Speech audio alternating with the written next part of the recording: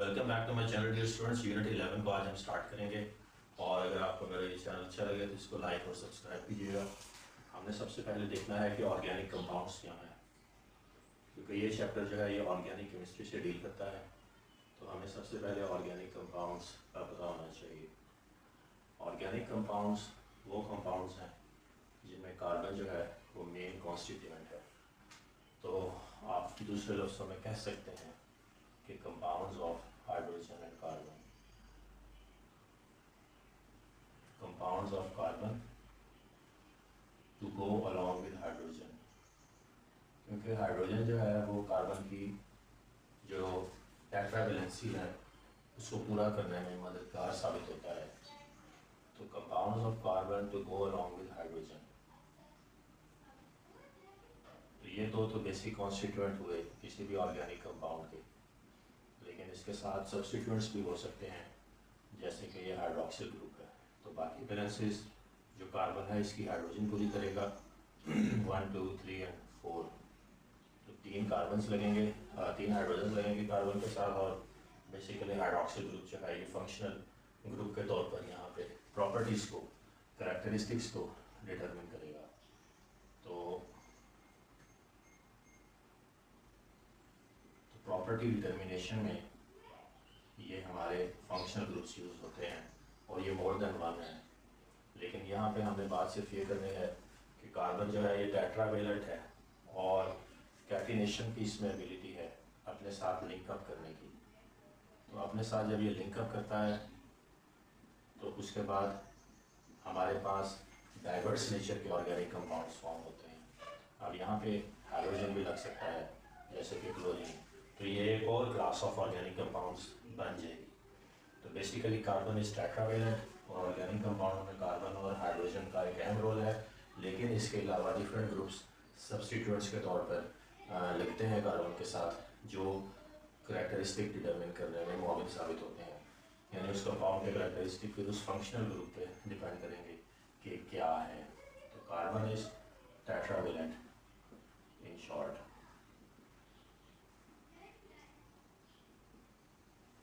और इसके बाद इसकी जो दूसरी एबिलिटी है वो है कि डिफरेंट सब्स्टिट्यूएंट्स के साथ ये बॉन्ड फॉर्म करने की सलाहियत रखता है, both केटाइनिक in nature and anionic in nature. यानी मेटल्स को भी अपने साथ बाइंड कर लेने की सलाहियत रखता है मेटल आइंस को, और नॉन मेटल आइंस को भी अपने साथ बॉन्ड फॉर्म करने की सलाहियत रखता है कार्बन। इसलिए इसके जो कंपाउंड्स हैं ये डाइवर्स इन नेचर हैं और मैनी थाउजेंड्स तक इनकी तादाद है। अब यहाँ पे ये कंपाउंड है, ये कार्बन है और ये कार्बन है, तो यहाँ पे जो स्लॉट खाली है यहाँ पे मेटल आइटम भी लग सकती है जैसे कि सोडियम है। बाकी वैलेंसीज इसकी हाइड्रोजन पूरी करेगा। उसके लिए इस कार्बन का एनाइनिक इन नेचर होना ज़रूरी है। पहले आप इसको एनाइन बनाएंगे, और एनाइन बनाएंगे तो फिर इसके साथ जो है आप केटाइन को जोड़ सकते हैं। तो हमारे पास 2 किस्म की कार्बन अवेलेबल हैं, carbocation which is positive carbon and carbanion which is negative carbon. अपने अंदर कार्बन एक न्यूट्रल स्पीशी है, लेकिन ये एनाइन और केटाइन बनाए जा सकते हैं। ये इसी कंपाउंड को लें, इससे अगर हम हैलोजन को रिमूव करवा दें किसी तरीके से, जो कि पॉसिबिलिटी है, halogen are good living groups, तो बाकी आपके पास जो चीज़ बचेगी ये कार्बन पे प्लस का चार्ज आएगा, क्योंकि ये हैलोजन जो है अपने दोनों इलेक्ट्रॉन पेयर्स के साथ टूट गई, ये कार्बोकेटाइन बन गया, केटाइन बन गया। तो यहाँ पे कोई भी नेगेटिव स्पीशी एनाइन जो है बॉन्ड फॉर्म करेगी और इस तरह से आपको एक कंपाउंड मिलेगा जो कि अल्कोहल की क्लास का होगा, और ये हाइड्रोक्सिल ग्रुप जो है इसकी प्रॉपर्टीज़ को डिटरमिन करेगा। इसी तरह से अगर कार्बन के साथ 3 मिथाइल सब्स्टिट्यूएंट्स लगा दिए जाएं तो ये वाली कार्बन जो है थोड़ी सी एनाइनिक इन नेचर हो जाएगी इस मिथाइल ग्रुप की इलेक्ट्रॉन डोनेटिंग कैपेसिटी की वजह से। इलेक्ट्रॉन डोनेट करने की सलाहियत रखते हैं, अपने से दूर भेजते हैं मिथाइल ग्रुप से इलेक्ट्रॉन। तो इस तरह की कैरेक्टरिस्टिक वाली कोई स्पीशी लगा दें तो ये वाली कार्बन थोड़ी सी नेगेटिव हो जाएगी। यहाँ अब इसके साथ आप मेटल आइटम को जोड़ सकते हैं जो कि कैटायनिक इन नेचर है, जैसे सोडियम जोड़ी। तो इस तरह से आपको एक metallic compound, carbon compound consisting of a metallic component या सब्सटेंस वो भी मिल जाएगा।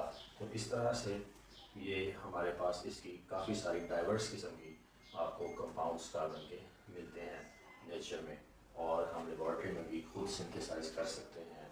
इसके अलावा इनकी एक और बात भी है आइसोमेरिज्म की, क्योंकि लॉन्ग चेन्स में जुड़ने की सलाहियत रखते हैं कैटिनेशन की वजह से। तो carbon can form long chains with itself, long chains of carbon atoms, long chains of carbons linked together. This is called catenation. तो कैटिनेशन के नतीजे में आपको लॉन्ग चेन्स मिलती हैं कार्बन की। बाकी वैलेंसेज इसकी हाइड्रोजन पूरी करती हैं। अगर और कोई सब्स्टिट्यूट ना हो तो then hydrogen is readily available, और इस कैटिनेशन की वजह से आपको long chains of carbon atoms मिली। अब अगर ये चेन में जो कार्बन एटम्स हैं ये डिफरेंट ओरिएंटेशन में जुड़े हों, जैसे कि यहाँ पे सारे स्ट्रेट चेन में है और ये कार्बन कोई भी सब्स्टिट्यूएंट के तौर पर चला जाए, तो कार्बन्स की तादाद तो कुल मिलाकर हमारे पास चार ही है। लेकिन अब एक carbon as methyl group substituent के तौर पर इस चेन में लग गया। प्रॉपर्टीज में फ़र्क पड़ गया, कैरेक्टरिस्टिक्स में फ़र्क पड़ गया, नाम में डिफरेंस आ गया। ये अब दोनों एक दूसरे के क्या कहलाएंगे, आइसोमर्स। तो कार्बन के कंपाउंड्स काफ़ी किस्म की आइसोमरिज्म है। एक चेन आइसोमरिज्म है, स्ट्रक्चरल आइसोमरिज्म है, फंक्शनल ग्रुप आइसोमरिज्म है, टॉटोमरिज्म है, स्टीरियो आइसोमरिज्म है।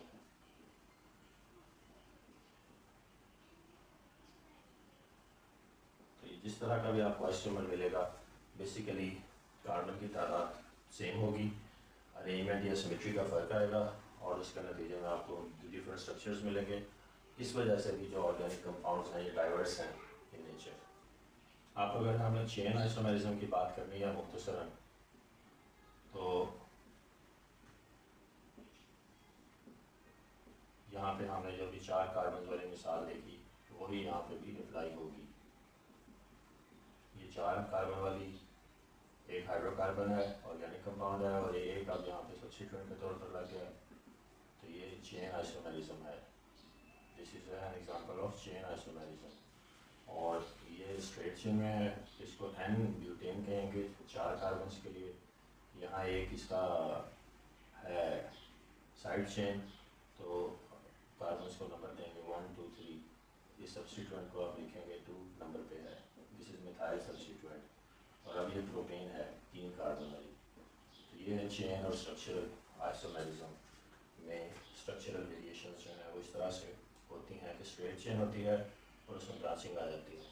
तो बेसिकली आइसोमेरिज्म में molecular formula remains the same, molecular formula remains the same, but arrangement of atoms is different.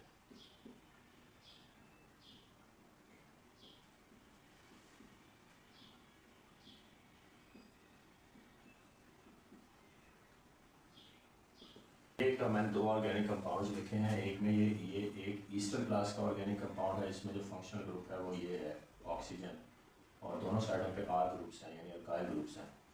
तो ये ईस्टर्स हैं। ये हमारा कार्बोक्सिलिक एसिड है, एक unique class of organic compound है। यहाँ पे अगर देखें हम तो मॉलिक्यूलर फार्मूला इसका सेम है, लेकिन अब ये 2 different class of organic compounds हैं। तो इस टाइप ऑफ आइसोमेरिज्म को आप कहते हैं functional group isomerism.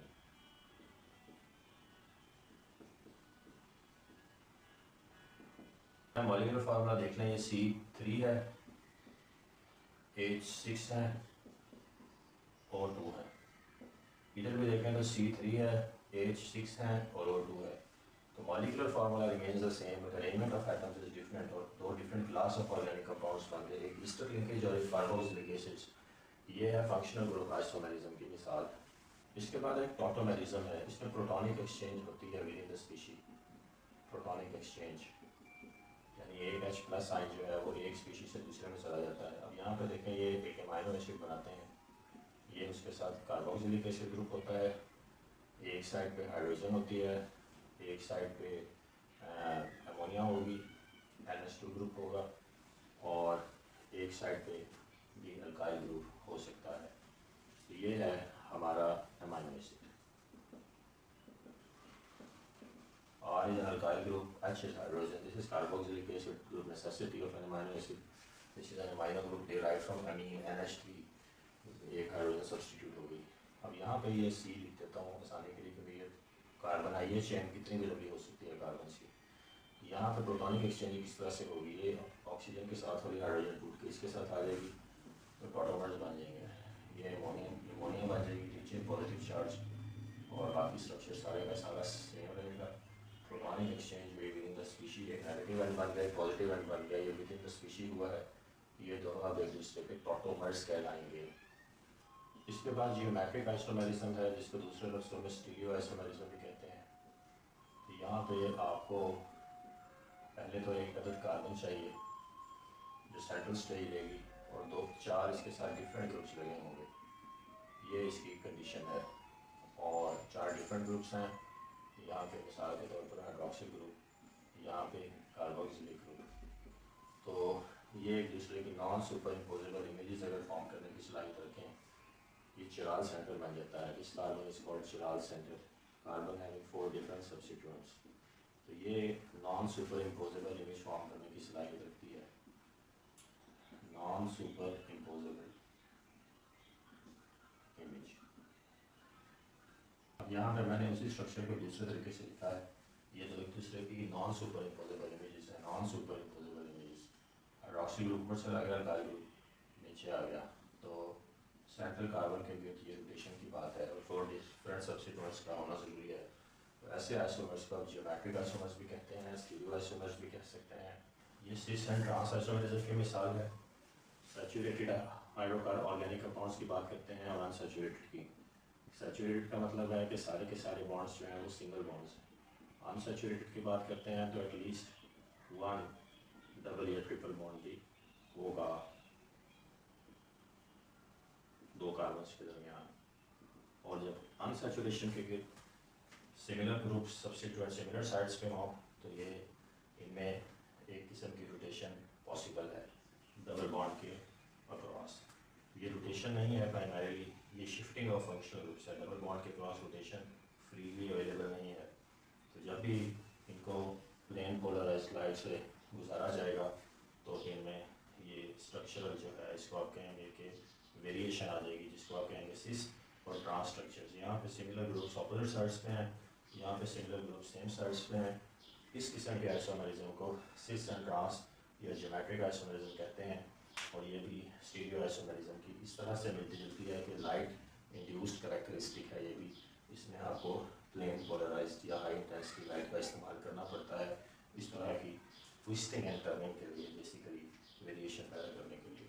Initially organic compounds को जब स्टडी किया गया तो ये समझा गया कि क्योंकि लाइफ सस्टेनिंग कंपोनेंट के से बनते हैं, लाइफ सस्टेनिंग कंपोनेंट यानी कार्बन की मौजूदगी इज़ अ नेसेसिटी, और कार्बन को लेबॉर्ट्री में सिंथेसाइज नहीं किया जा सकता। तो ये समझा गया कि जो ऑर्गेनिक कंपाउंड्स हैं वो लेबॉर्ट्री में सिंथेसाइज नहीं किए जा सकते, सिर्फ नेचुरल सोर्सेज से डिराइव किए जा सकते हैं। लेकिन जब पहला ऑर्गेनिक कंपाउंड लेबॉर्ट्री में सिंथेसाइज किया गया, जो कि यूरिया था, एक फर्टिलाइज़र, जिसमें ये कार्बन है, ये कार्बन कहलाती है, carbon doubly bonded to oxygen, और इसके गिरते अमोनिया से एमीन्स। तो ये वाला ऑर्गेनिक कंपाउंड जो है, ये जब सिंथेसाइज किया गया यूरिया, तो ये पता लगा कि लेबॉर्ट्री में भी ऑर्गेनिक कंपाउंड्स को सिंथेसाइज किया जा सकता है। 4 तरीके से रिप्रेजेंट कर सकते हैं। एक है ऑर्गेनिक कंपाउंड्स को, नंबर 1 इज मॉलिक्यूलर फॉर्मूला, दूसरा है स्ट्रक्चरल फार्मूला।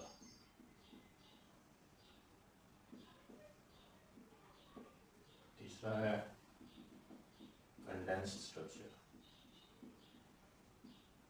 चौथा है डॉट एंड क्रॉस स्ट्रक्चर।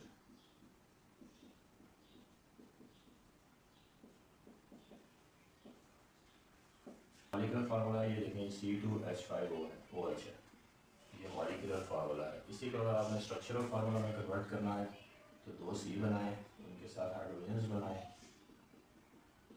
बाकी बची हुई और एक हाइड्रोक्सिल ग्रुप किसी भी कार्बन के साथ लगा दें। ये है स्ट्रक्चरल फार्मूला। इसको कंडेंस करना है तो ये CH3 CH2 है ये और OH है, इसको कंडेंस कहेंगे। और इसको अगर आपने डॉट एंड क्रॉस के तौर पर लिखना है तो कार्बन ने इलेक्ट्रॉन शेयर किया हाइड्रोजन के साथ, इलेक्ट्रॉन शेयर किया हाइड्रोजन के साथ, इलेक्ट्रॉन शेयर किया हाइड्रोजन के साथ।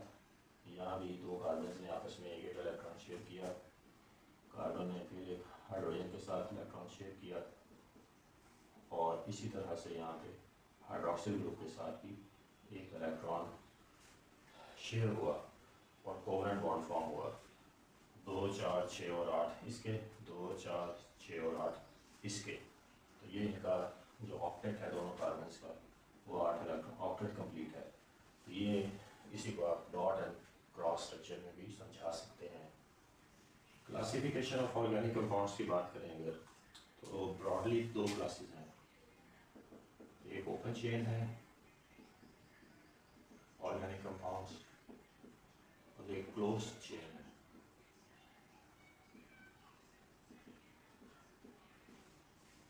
ओपन चेन को अगर देखें तो ये या स्ट्रेट चेन में होंगे या ब्रांचिंग होगी। स्ट्रेट चेन या branch chain.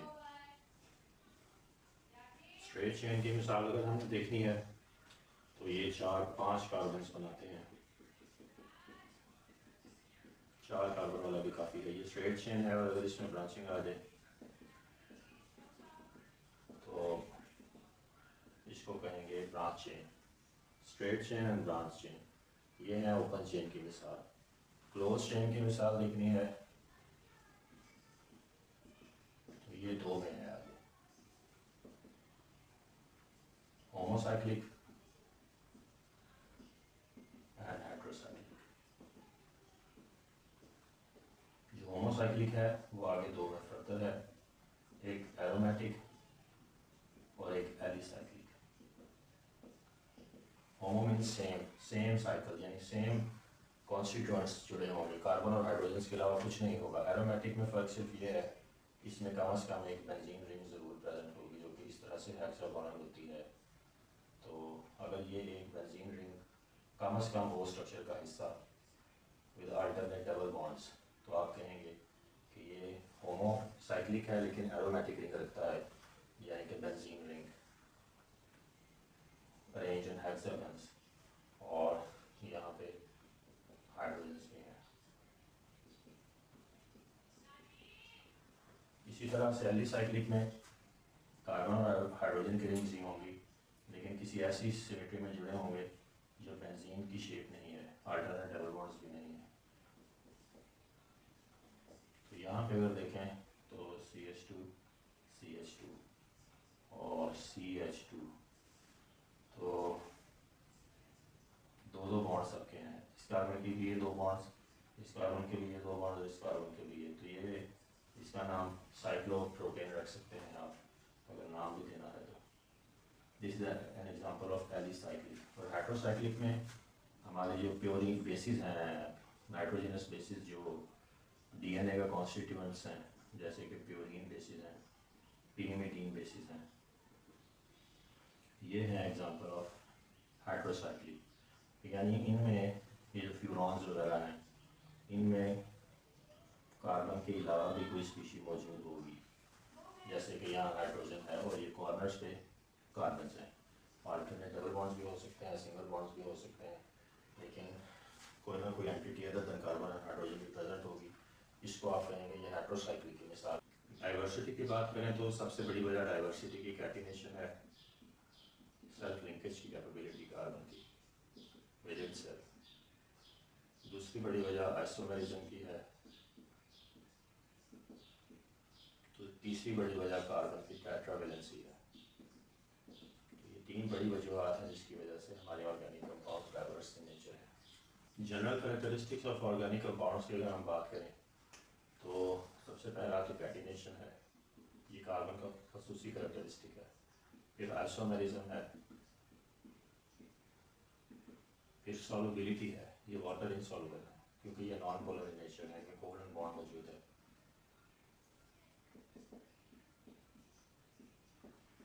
Insoluble in polar solvents, यानी पानी में ये डिसॉल्व नहीं होंगे।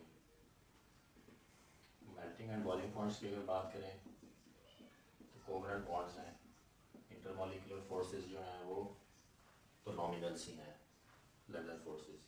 Melting points unless and until को हाइड्रोक्सी ग्रुप या इस तरह की कोई चीज़ लग जाए तो फिर नेचर ऑफ बॉन्डिंग चेंज भी हो जाएगी। अमूमन मेल्टिंग और बॉइलिंग पॉइंट का ताल्लुक जो है कार्बन चेन की लेंथ के साथ है। जितनी कार्बन चेन की लेंथ इंक्रीज करती जाएगी उतना ज़्यादा मेल्टिंग और बॉइलिंग पॉइंट होगा। जो स्मॉलर मेंबर्स हैं यानी 3-4 कार्बन तक वो गैसेस हैं, सॉरी, जो 5 से 12 तक हैं वो लिक्विड्स हैं, 13 ऑनर्स जो कार्बन रखते हैं वो सॉलिड्स हैं at room temperature. Sources of organic compounds की बात करें, नेचुरल सोर्सेज जो हैं इनके वो प्लांट्स हैं और एनिमल्स हैं।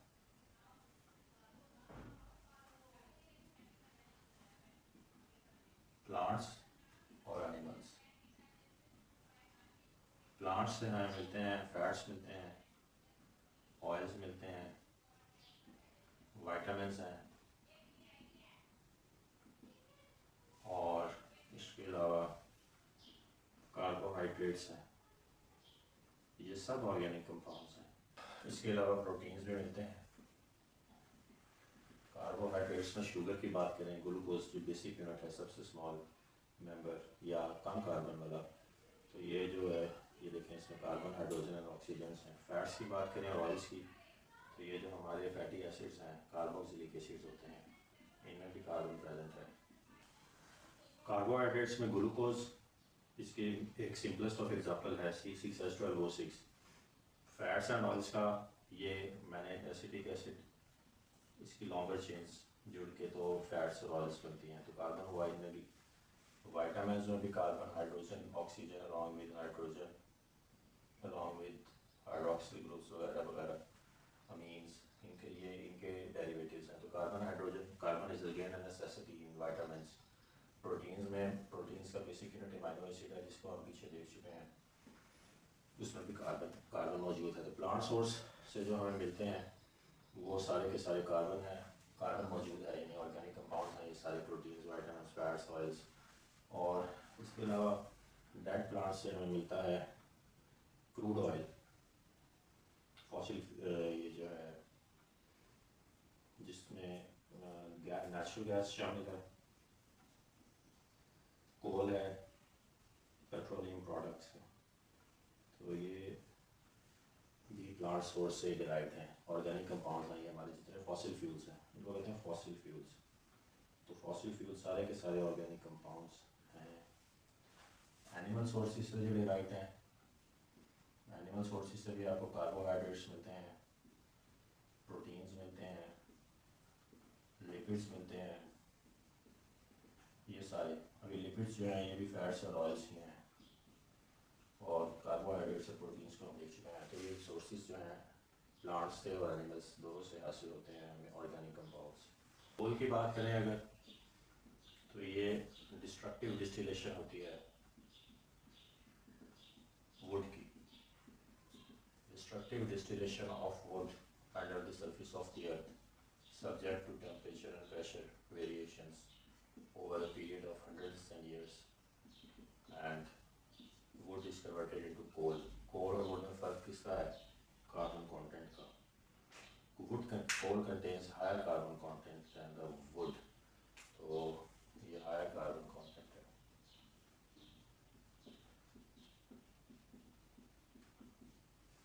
इसके बाद coal carbon content के हिसाब से काफ़ी सारी वेराइटीज़ पर मुश्तमिल है। पीट है, एंथ्रासाइट है,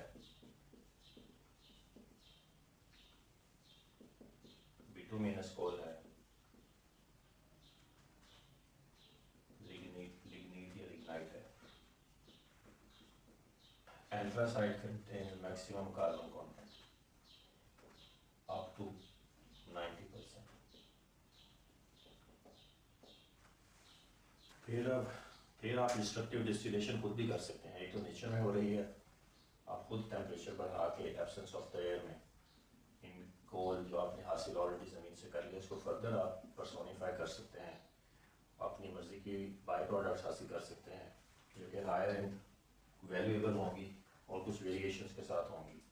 तो destructive distillation basically absence of air में होगी है हाई टेम्परेचर, और आपको कोल से फिर मिलेगी कोल गैस, इसमें मीथेन भी प्रेजेंट है। फिर अमोनिकल लिकर मिलता है, इसमें अमोनियम आइंस प्रेजेंट हैं जो फर्दर फिर फर्टिलाइजर्स वगैरह बनाने में मददगार साबित हो सकते हैं। कोल तार मिलता है which is a mixture of many hydrocarbons, और इसके बाद आपको मिलता है फ्रैक्शनल डिस्टिलेशन करके आप इस मिक्सचर में से अपनी मर्ज़ी की बाई प्रोडक्ट हासिल कर सकते हैं बॉइलिंग पॉइंट डिफरेंस की बिना पर। और आखिर में कोक मिलती है जो कि प्योर कार्बन ही रह जाता है, बाकी सारा कुछ जो है वो आपने जो कार्बन के कंपाउंड्स थे उनको यहाँ से खस कर लिया, एक्सट्रैक्ट कर लिया, और कोक बाकी बच गया जो कि रेजिड्यू है जो कि रिड्यूसिंग एजेंट के तौर पर इस्तेमाल होता है मेटल्स को एक्सट्रैक्ट करने के लिए।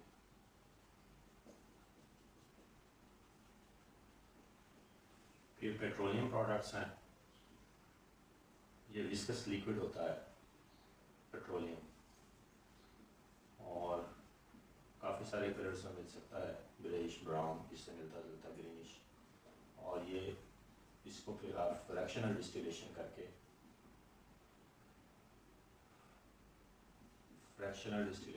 आप अपनी मर्ज़ी की इसमें से फ्रैक्शंस को बॉइलिंग पॉइंट डिफरेंस की बिना पर हासिल कर सकते हैं। जैसे मिसाल के तौर पर कैरोसिन ऑयल है, हाई ऑक्टेन है,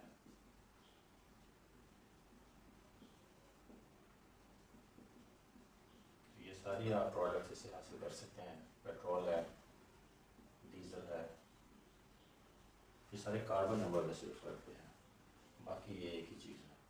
natural gas is methane gas, it is near methane भी है मोस्टली 65% के करीब, और इसमें ईथेन प्रोपेन वगैरह भी हैं, यानी अल्केन क्लास के ऑर्गेनिक कंपाउंड इसमें शामिल हैं।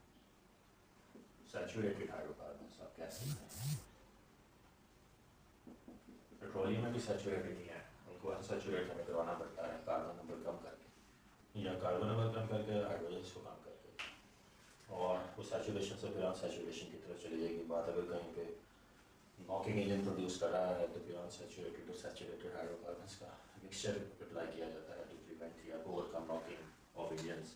मीथेन में सैचुरेटेड ही हैं क्योंकि ये बेसिकली लो मॉलिक्यूलर मास वाले हाइड्रोकार्बन्स हैं। यूजेस की बात करें अगर ऑर्गेनिक कंपाउंड्स के, तो ये जितने भी सिंथेटिक सब्सटेंसेस हम यूज़ करते हैं जैसे प्लास्टिक हो गया, रबर हो गया, पेंट्स हो गए, वार्निशेस हो गए, पेस्टिसाइड्स हो गई, इंसेक्टिसाइड्स, मैन्योर्स यानी फर्टिलाइजर्स, ये सारे के सारे ऑर्गेनिक कंपाउंड्स हैं। फिर ये फ्यूल्स के तौर पर यूज़ होते हैं। इसके अलावा ये देख लिया, ये पेस्टिसाइड्स यानी एग्रीकल्चर में यूज़ होते हैं टू बूस्ट द क्रॉप, और इस तरह से फिर इनके यूजेस इन्हीं से आगे निकल के काफ़ी सारे बनते चले जाते हैं। नायलॉन्स यानी पॉलीमर इंडस्ट्री हमारी जितनी भी है वो सारी ऑर्गेनिक कंपाउंड्स पे बेस्ड है। टायर्स, ये होमोलोगस सीरीज पे चलते हैं। होमोलोगस सीरीज को देखते हैं। होमोलोगस सीरीज का मतलब ये है कि कोई एक क्लास ऑफ ऑर्गेनिक कंपाउंड्स लें, जैसे ये अल्केन्स हैं, तो इसकी एक पूरी सीरीज़ बनाएं जिसमें हर कार्बन, हर कंजक्टिव मेंबर एक स्पेसिफिक यूनिट से डिफर करता होगा। तो मिसाल के तौर पर देखते हैं, अल्केन का पहला मेंबर है मीथेन, इसका दूसरा मेंबर क्या बनेगा, C2, और H H कितने आएंगे ये हमें बताएगा ये फार्मूला CnH2n+2। इसी तरह कार्बन होमोलोगस सीरीज करने का एक फार्मूला बनाया गया है, carbon N for carbon number, यानी N एक नंबर है जो 1 से शुरू होगा, नॉट कार्बन नंबर। H2 है 1, इधर 1 तो इधर भी 1, C1 हो गया H2+2 तो CH4, ये हमारा पहला मेंबर आ गया। अब दूसरा मेंबर आपने बनाना है तो C को डालेंगे 2, H जो है 2 × 2 हो जाएगा +2, तो C2H कितना हो गया 6, दूसरा मेंबर C2H6 है। यानी पहला मेंबर मीथेन है तो दूसरा मेंबर ईथेन है। इसी तरह से C3 होगा तो H कितने हो जाएंगे 3 × 2 + 2 C3H8, तो अगला मेंबर जो है C3H8 है और ये प्रोपेन है। तो हर क्लास ऑफ ऑर्गेनिक कंपाउंड के होमोलोगस सीरीज फॉर्म हो सकती है। हर मेंबर एक स्पेसिफिक यूनिट से यहाँ पे डिफर कर रहा है, यानी कार्बन और हाइड्रोजन नंबर के कॉन्टेक्स्ट में डिफर कर रहा है। फॉर्मेशन ऑफ अल्काइल रेडिकल्स की बात करें तो अल्केन का एक मेंबर लें मीथेन, इससे अगर एक हाइड्रोजन को सब्स्टिट्यूट करवा दें तो ये बॉन्ड को किसी और चीज़ के साथ बना लेगी, तो इस रेडिकल को CH3 और एक चौथी जगह खाली है स्लॉट कार्बन की चौथी वैलेंसी पूरी करने के लिए, तो ये अल्केन से अल्काइल है। इस रेडिकल को कहते हैं अल्काइल रेडिकल। इंपॉर्टेंट है ये क्योंकि इस अल्काइल रेडिकल बनेगा तो आगे पे और सब्स्टिट्यूएंट्स लगेंगे।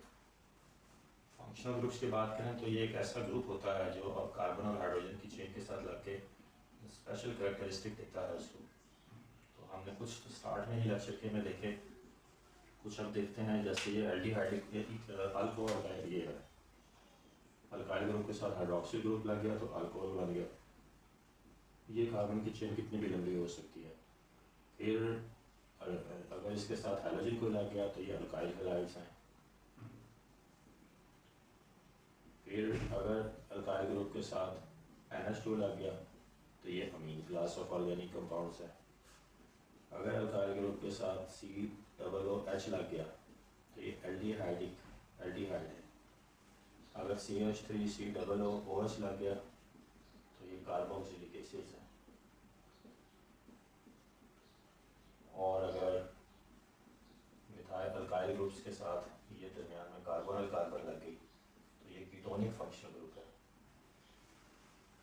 इसी तरह से दो अल्काइल ग्रुप्स के दरमियान में ऑक्सीजन लग जाए तो ये ईथर्स हैं। इसी तरह से अगर CH3 के साथ COOH लग जाए, OCH3 यानी CA वाला COO ग्रुप जो है तो ये ईस्टर्स कहलाते हैं, जो हमारे ऑयल्स का कंटेंट है। इसके अलावा डबल बॉन्ड ये फंक्शनल ग्रुप है। अगर डबल बॉन्ड लग गया है तो फंक्शनल ग्रुप है, ये भी स्पेसिफिक कैरेक्टरिस्टिक डेसिग्नेट करेगा। ट्रिपल बॉन्ड आ गया है दो कार्बन के दरमियान, ये भी फंक्शनल ग्रुप है। ये alkene class of organic compounds है, ये alkyne class of organic compounds है। टेस्ट फॉर अनसैचुरेशन, कुछ टेस्ट हैं फंक्शनल ग्रुप की डिटेक्शन के।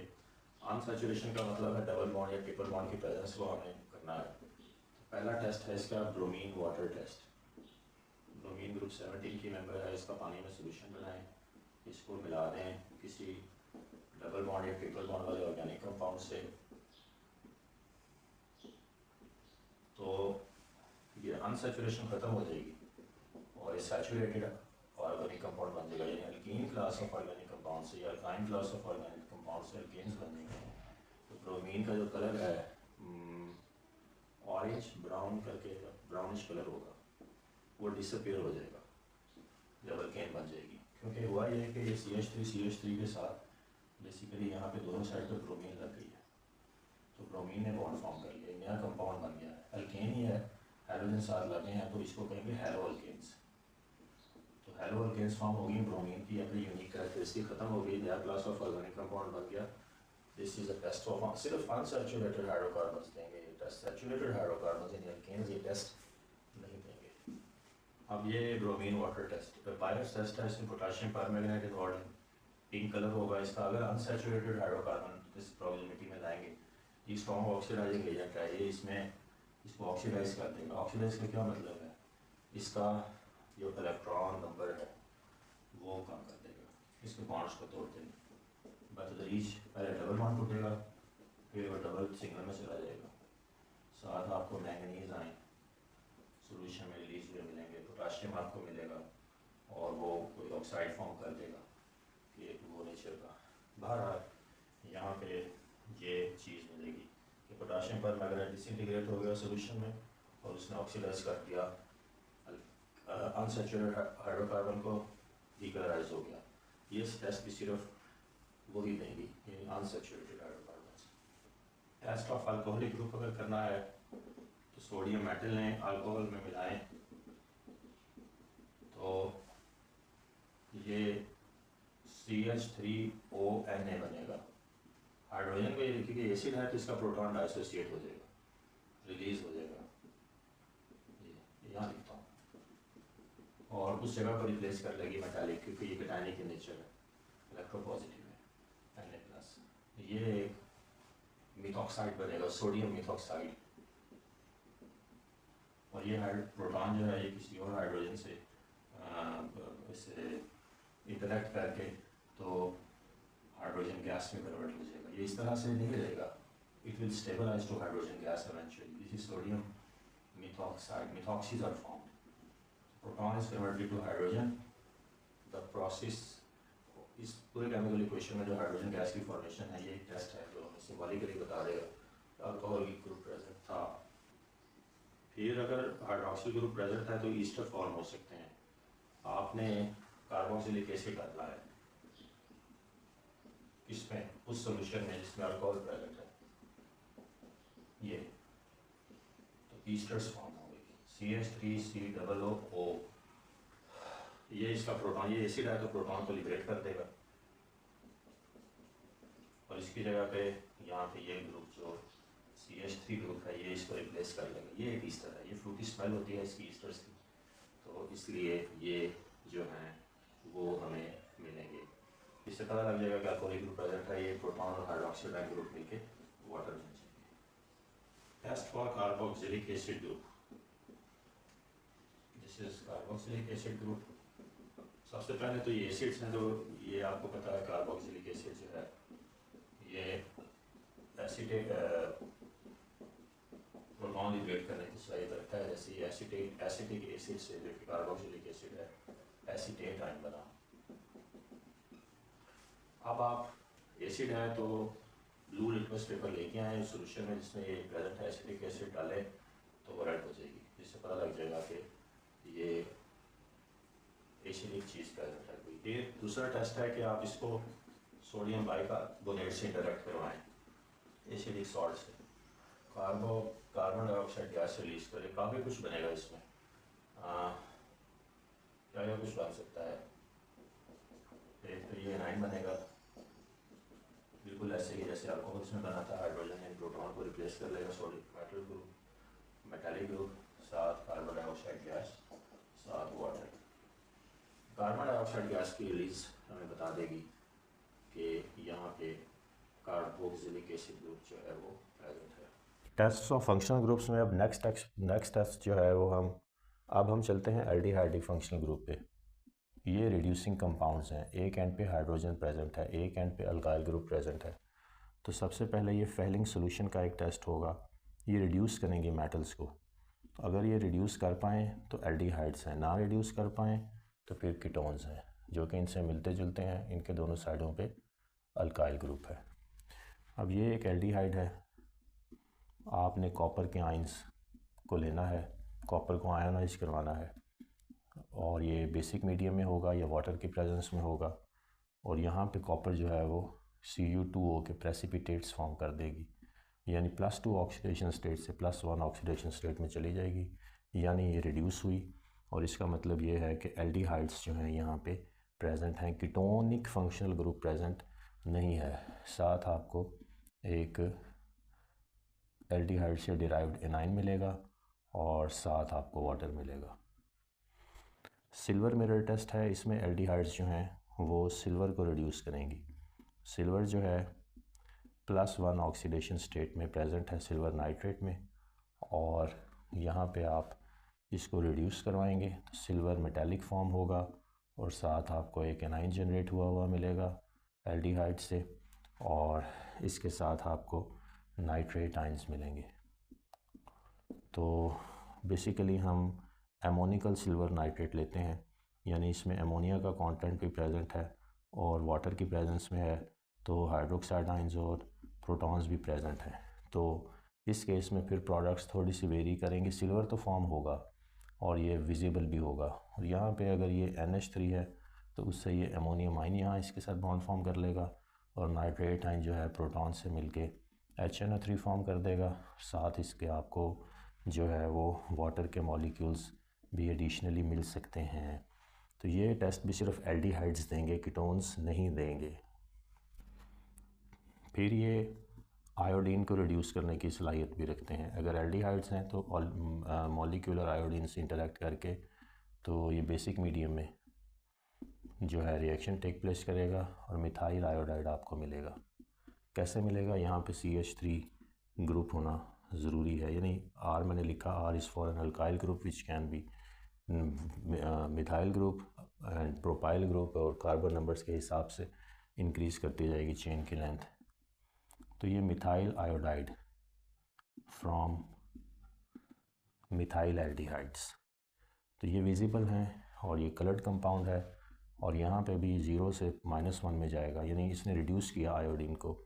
और इसके साथ आपको एल्डिहाइड से डिराइव्ड एक एनाइन मिल जाएगा जिसके साथ सोडियम लिंक अप कर सकता है और इसके साथ आपको वाटर के मॉलिक्यूल्स भी मिल सकते हैं। इसके बाद एल्डिहाइड्स और कीटोन को डिफरेंशिएट करने के लिए सोडियम बाइसल्फाइड टेस्ट है। इसमें हमें ये इतना क्लियर कट टेस्ट तो नहीं है, लेकिन बहरहाल जितना फेलिंग सोल्यूशन है या सिल्वर मिरर है उसके मुकाबले में नहीं, लेकिन टू एन एक्सटेंट ये भी यूज़ हो सकता है। दिस इज़ सोडियम बाइसल्फाइड और ये रिएक्शन टेक प्लेस करेगा और आपको यहाँ पे मिलेंगे एक अमलगम जो कि प्रेसिपिटेट हो जाएगा और ये इंडिकेट करेगा कि यहाँ पे प्रेजेंट है क्या, एल्डिहाइडिक ग्रुप। तो इस तरह का आपको एक अमलगम सा मिलेगा जो कि प्रेसिपिटेट हो जाएगा और ये हमें एल्डिहाइडिक ग्रुप की डिटेक्शन का एक सॉफ्ट सा टेस्ट है, लेकिन ज़्यादा रेलिवेंट फेलिंग सोल्यूशन टेस्ट है या silver mirror test. Ketonic group की डिटेक्शन के लिए फिनाइल हाइड्राजिन टेस्ट है। फिनाइल हाइड्राजिन एक सॉल्ट से डिराइव्ड सब्सटेंस है, यानी डाईएज़ो सॉल्ट्स यूज़ करते हैं हम। डाईएज़ो सॉल्ट्स में ये नाइट्रोजन जो है ये मौजूद होते हैं दो, एक जो है वो एनाइनिक होती है और एक जो है वो कैटाइनिक होती है। तो ये एक सॉल्ट लाइक स्ट्रक्चर है, सब्सटेंस है। इससे आगे फिर जो है हमें हाइड्रोजन्स मिलती हैं और हाइड्रोजन्स में 2 एमाइनो ग्रुप हैं। ये है हाइड्रोजीन और इससे फॉर्म क्या होते हैं, हाइड्रोजोन्स। कीटोन इंटरेक्ट करेगी तो फिर हाइड्रोजोन्स फॉर्म होंगे और हाइड्रोजोन्स में सिर्फ फ़र्क क्या हो, हाइड्रोजोन्स में सिर्फ ये है कि ये जो डाईमिथाइल कीटोन की कार्बन है ये यहाँ पे लिंक अप कर जाएगी और आपको प्रेसिपिटेट्स मिलेंगे कलर्ड। तो ये डबल बॉन्ड फॉर्म होगा NH और यहाँ पे ये कार्बन और ये इसके सब्स्टिट्यूएंट्स, ये हाइड्रोजोन्स हैं। तो हाइड्रोजीन से हाइड्रोजोन्स की formation is a test for ketonic functional group. फिर एक सॉल्ट है अगेन सोडियम नाइट्रोक्लोराइड, इसके साथ भी इंटरेक्ट करके तो एक कलर्ड कंपाउंड फॉर्म करने की सलाहियत रखती हैं कीटोन्स और आपको कलर्ड कंपाउंड मिलेगा जिससे ये डिटेक्ट होगा कि यहाँ कीटोनिक फंक्शनल ग्रुप प्रेजेंट है, ना कि एल्डिहाइडिक, जिसकी तफसील में हमें जाने की ज़रूरत नहीं है। बेसिक मीडियम में ये रिएक्शन टेक प्लेस करेगा। इसी तरह से एमाइनो ग्रुप की डिटेक्शन का भी टेस्ट है। एमाइनो ग्रुप जो है ये कार्बन के साथ, इसके बाद अमीन्स जो हैं इनका भी टेस्ट है फंक्शनल ग्रुप अमीन्स का, जो कि अमोनिया से डिराइव्ड हैं और या तो किसी स्ट्रेट चेन में मिथाइल ग्रुप से बॉन्ड फॉर्म करेंगे या बेंजीन रिंग के साथ। तो प्राइमरी अमीन्स होनी चाहिए, यानी अमाइनो ग्रुप सिर्फ एक कार्बन के साथ अटैच्ड हो तो फिर ये रिएक्शन टेक प्लेस करेगा। किसके साथ? क्लोरोफॉर्म के साथ। This is chloroform.